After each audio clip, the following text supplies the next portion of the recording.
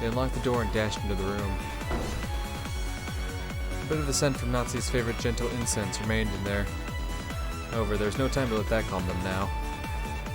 どこにあるんだ宝物箱の中って言ったっけ話に聞いた実際にどこにあるかまでは多分お化粧台かベッドの脇にあるんじゃないかと思います Shannon's womanly sensibilities led her to conclude that. But next to the bed there was only an incense burner, a half-read novel, and glasses. However, the dresser was elegant and had many drawers, and it would be understandable if she kept some of her valuables there. 夏ひょうばさんごめん He began to violently open each of the drawers. He had to hurry. He couldn't actually hear footsteps, but he had the feeling that the witch was approaching. He had the feeling that her laugh was approaching. God damn, this goes hard. He emptied the drawers one by one and examined their contents. Every small box for makeup looked like a treasure box. And the amount of effort it would take to inspect all of them made him feel a little dizzy. この箱かもしれません鍵がかかってて開きません At a glance, it looked slightly larger than a music box. When shaken, it rustled as though very small objects were inside. But it was locked and didn't open. 普通鍵はすぐ近くあるいは常に身につけている人もわからないわからないやむを得ない壊そう What happened to the key? Did you drop it? Oh wait, no, I'm an idiot. That's just a key to Natsu's room that they found. Okay. こじ開ける道具はないかなそう Goto looked all over the room, trying to see if there was some tool that they could use. And he noticed the door, which had been left open ever since they'd entered. He approached the door to close it, and saw the abominable shadows of people approaching from beyond the darkness in the hall. No, it was the shadows of people. Because they weren't human at all. ジョージ様急い Goto's voice trailed off. There was a shock, seeing a procession of those not of this world. He was a servant, so he knew all the servants working for the Shiromiya family. But he didn't know about these. However, they were definitely servants. But not servants working for Shiromiya Kinzo or Shiromiya Kraus. Oh, the big boys. These new servants worked for the new master of the mansion, the Golden Witch Beatrice. Had goat heads and bright red boiled eyes of lava. Oof. As the new master laughed loudly and trimly directed 6 of the new servants, he saw them approach, piercing the darkness as they came. Of course, she was clad in the gold butterflies that were her symbol. Goto hurriedly closed the door and locked it. However, just as he locked it, it returned to normal, just as though a spring or something had knocked it back. He gave the illusion that some prankster beyond the door was unlocking it every time he locked it. They couldn't have reached the other side of the door yet, so who was doing it and how? It almost felt like playing with a broken toy. Click, boing.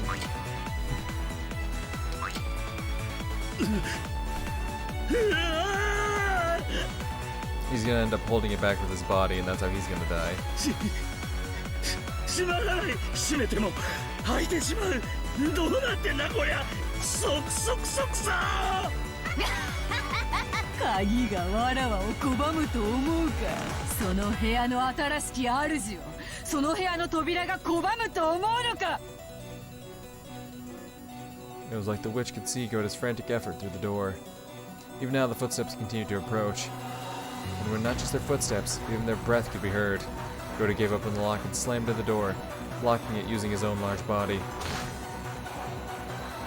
ジョージ様早く早く早くジョージ様これはどうでしょうレターオープナーかそっちの方がいいね貸して万年筆じゃうまくいかない George took it and once again dug into the crack under the lid of the treasure box. It looks like it's working. 早く早く Damn, this goes hard. Love it.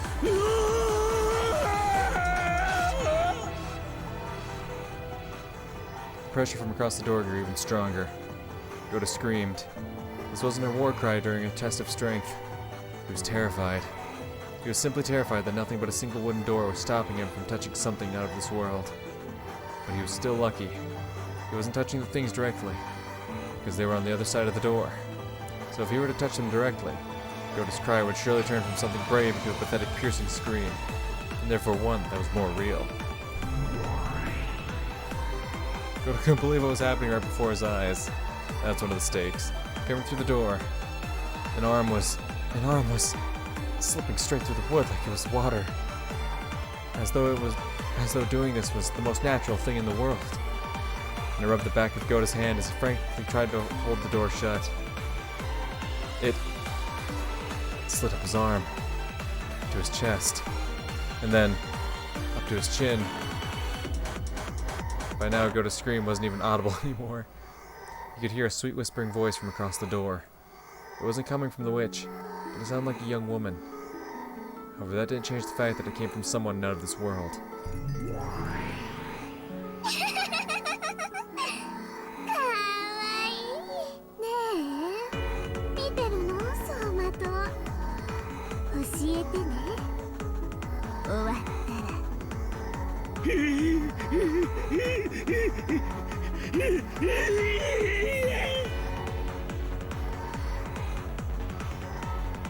ありがとう。もう終わってるのね。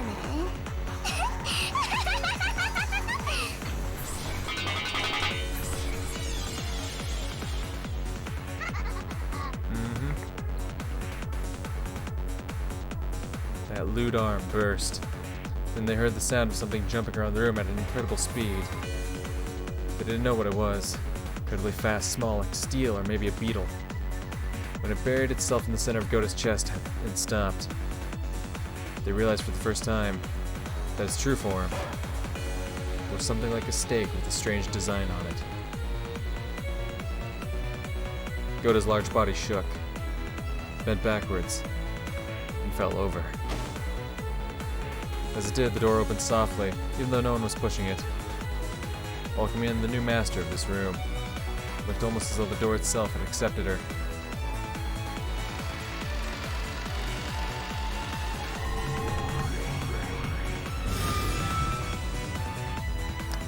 Yikes. The goat attendants came in one after another, 6 of them. Then that witch came in. The gold butterflies came in. The room was wrapped in a blizzard of gold leaf, which fell and piled up, turning into more and more into a world of gold.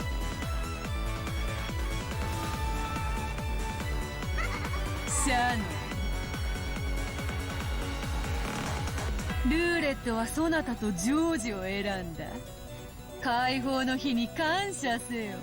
未練はあるまい？ないよな。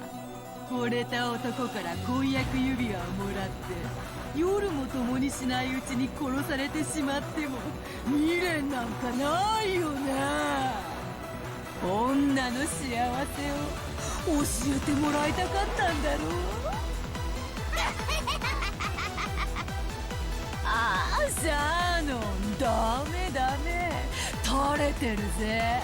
お前の口元から未練がダラダラ垂れてんのが見えるぜ。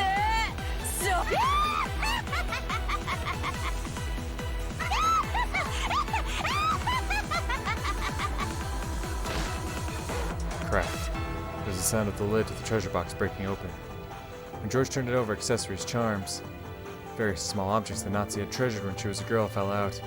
Mixed in with that was a pouch that stood out from the rest. He picked it up and was immediately sure. This was it.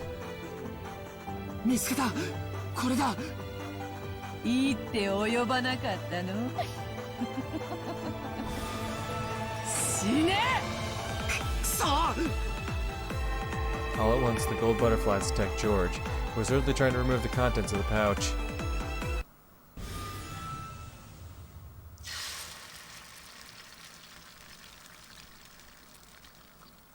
Oh. At that time, a bright red flash seemed to light up the room for an instant. That red flash seemed to cut a hole in the cloud of butterflies raging around the room, drawing a circle with Shannon at the center. So the resulting scene looked truly divine. Almost as though a single streak of light had cut through the clouds in this world of gold. George, who was curled in a ball trying to protect himself from the group of butterflies, didn't have a clue what was going on. Then he noticed that Shannon was standing guard in front of him, shielding him. As she glared at the witch and the rest with a serious face she'd never shown him before. 忘れていた。そなたもまた金蔵の優れた家具だったな。それもカノンよりだいぶ熟成した。カノン君をよくも殺したことじゃない。よくも亡骸を消し去り、その名誉まで汚そうとしたな。おやおや、シャーノン、それを怒ってるのか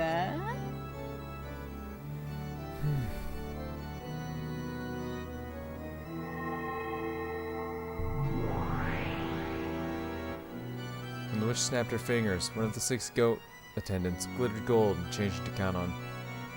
It was definitely a sight to make one doubt their eyes. It was definitely Kanon's face. However, in those eyes, the glint of Kanon's integrity was nowhere to be seen. They were the hazy eyes of furniture that only obeyed the orders of the witch. George couldn't understand the scene right before his eyes, and he finally understood why Goda and the rest had been unable to talk about what they'd seen in the servant room. 楽しいですか？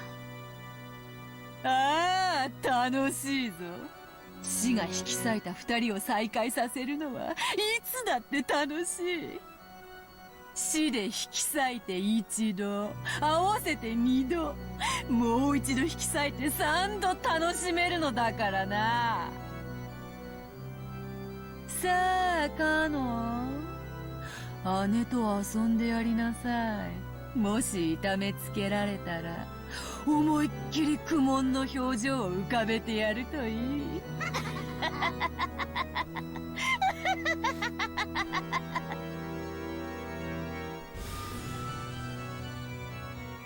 From the imposter Kanon's arm, a strangely shining curve extended. He planned to tear Shannon apart with that. With a single stroke, he would attack Shannon, who still hadn't prepared her heart, and 許さない。一度ならず二度までも死者を汚すなんて許せない。ほざくな。弟に殺されろよ、ショーノン。きっといい夢が見られるぜ。ah!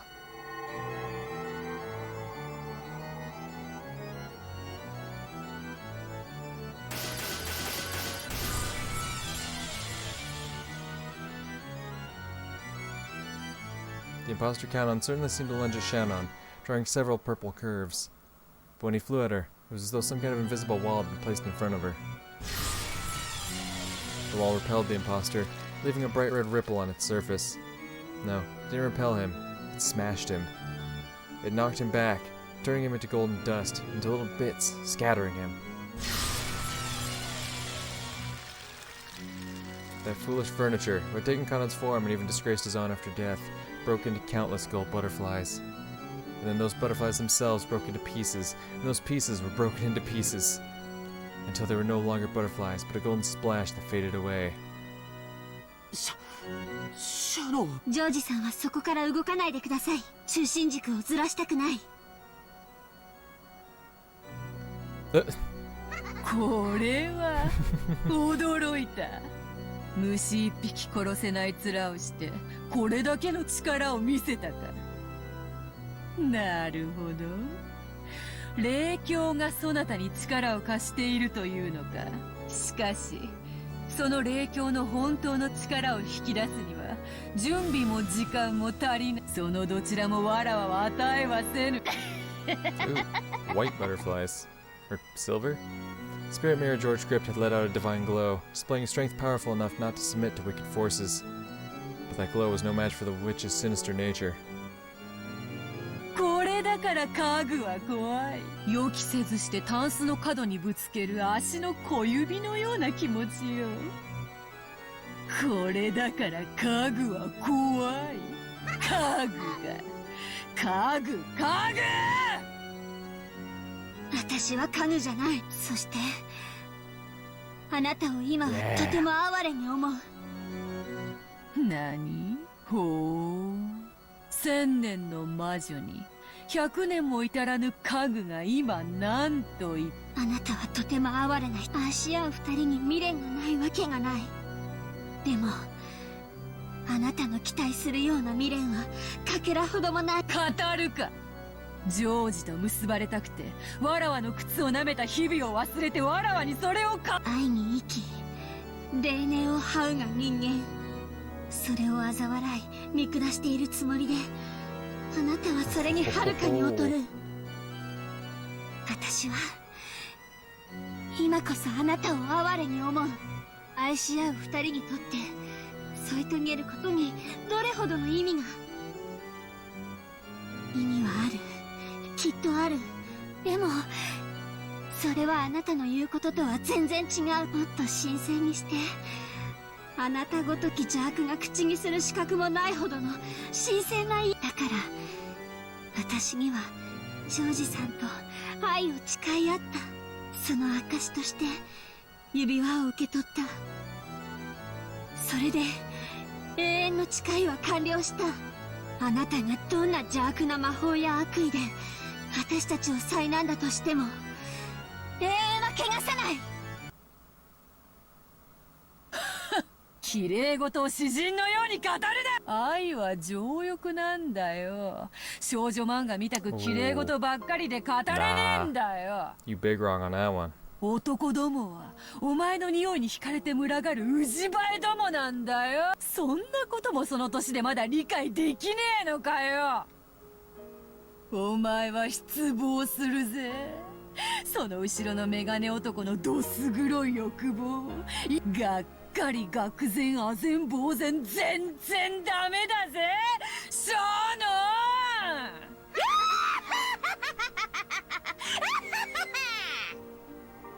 ああもういいや、語るな家具が。この Yeah, no, you sound really confident there. 何様のつもりだよ、語りやがって。愛なんて結局はど汚ねえ汚物をどう綺麗に見せようかって欺瞞なんだよ。そいつに気づいて人は大人になるんだろう。死ねよクズ。家具スクラップ。お前を汚らわしいウジ虫に変えてやるよ。それでもそのメガネがお前を愛するか試してやるよ。そいつの愛のどぎたねえ現実ってやつを教えてやるよ。死ねよガラクタが。てめえが愛を語るんじゃね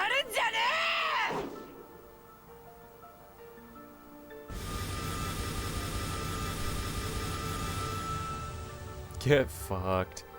The invisible column of light with Shannon at the center started to have bright red ripples drawn all over the place. The wall did its best to withstand the unseeable malice that tried to corrode in on them from all directions. なんだよそれは。抵抗してるつもりかよ。安っぽいんだよ、薄っぺらいんだよ。お前の綺麗事と同じなんだよ、見せかけだけの薄っぺら。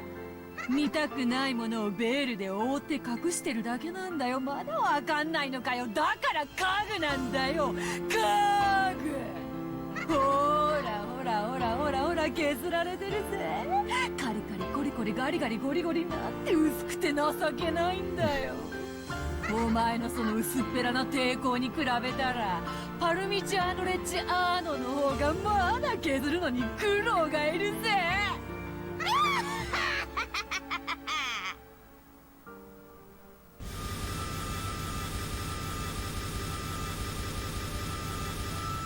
The golden windstorm that covered the room gradually began to shave the walls of the column that protected Shannon and George. The bright red ripples frantically drew a resisting pattern that just turned into a red wall of despair that began to wrap the two of them up. ジョージさん、ごめんなさい。やはり私には無理でした。ありがとう。君は僕のために戦っ、それだけで嬉しいよ。 Man.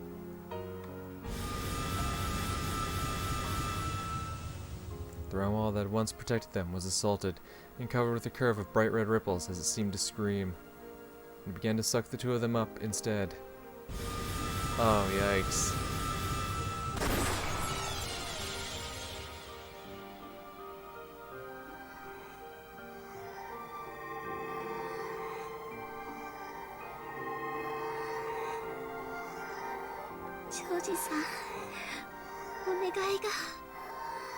Shannon grasped George's hand behind her, so George hugged her shoulders just as strongly. なんで最後に愛してるって Ah, the fucking witch is gonna fuck with 聞 it. かせてくさよ僕は君を永遠に Yep. God damn.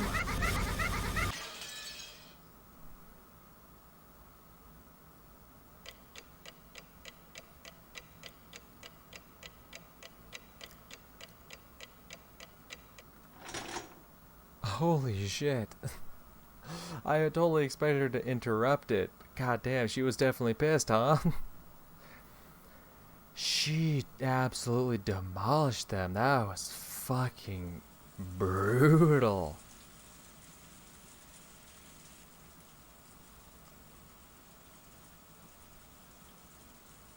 Oof.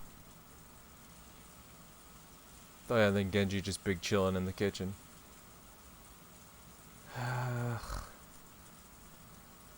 I should wrap up this recording session, but I feel like I'm so close to the end at this point. So what, we have the 8 sacrifices already, right? Ah, fuck it. I need to stop for the night. I'm so close to the end. I can tell I am. I don't know what the hell comes next, but we still got the 3. Yeah, it's down to 4 again, right? Because last time it was Nazi and the 3 cousins minus Maria. Now we're down to Rosa, Maria, Battler, and Genji. Yeah, those are the 4 that are left. It's so close to the end, but I gotta wrap it up here for the day. So yeah, that's gonna do it for this recording session. In the next one, I undoubtedly will finish episode 2, jump into episode 3, see what that has for us, but for now, it's either gonna be a quick jump cut or a new video, but regardless, I'll see you guys in the next recording session. Until then, peace. What is up, everyone, and welcome back to Umineko. I don't know why I spaced the title of that. Episode 2. In the previous recording session, we got through quite a bit of it. I mean, there's really not much left. So we started the last recording session off right after Count on Jessica's death, so that means the previous recording session... Well, I mean, I can just check the fucking settings thing, actually. Pretty simple. Actually, yeah, there were only the 3 deaths, but those were also, you know, like, what, some of the last 3, the fuck is the word I'm looking for? Sacrifices. Twilights. One of those. I don't know. Yeah, so Nanjo died. Cannon's been dead. Actually, yeah, only Nanjo and Kumasawa died last recording session. Huh. I don't know why I expected him to be like, I don't know, more dead. Yeah, so, goddamn, I'm just sitting here trying to remember, like, what all happened. I remember how they died, and then there was the whole standoff with Rosa and, you know, the hired help. Now Rosa, Maria, and Battler are together. Where's Battler? Is he not? Oh, there he is. And then George went with the servants. Ginzo is supposedly still in his study, and Beatrice is unaccounted for. Oh!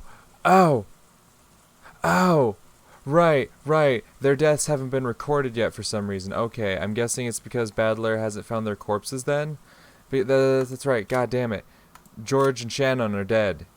They got absolutely massacred. I remember, yeah. Because I was trying to think of, like, when was the last time we saw Beatrice? I'm like, I'm pretty sure the last time I saw her was in that church where, you know, she started chasing George and Shannon. I'm like, well, then what happened? Oh, right. Okay, yeah. Yeah, no. Shannon and George got fucking torn apart.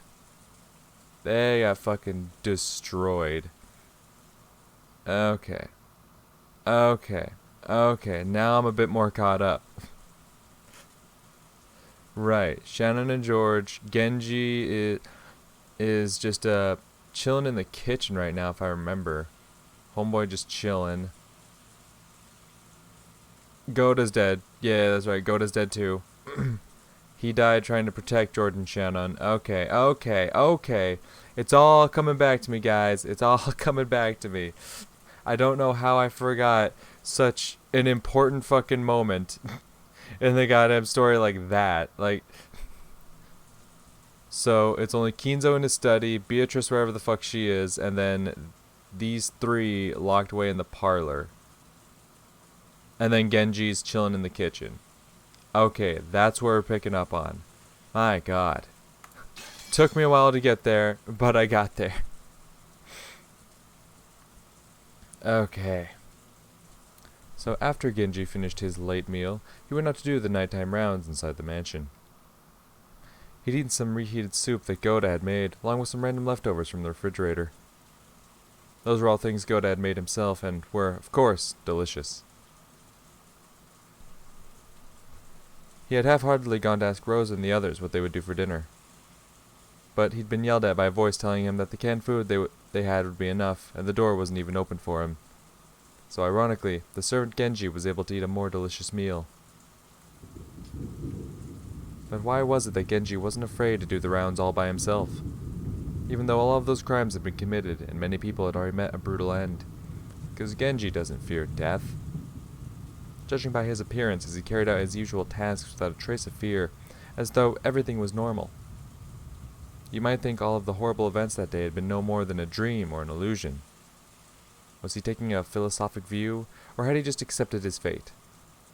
Genji must have considered it a virtue, when the fate that awaited him was unavoidable. He carried out his duty systematically until the last moment.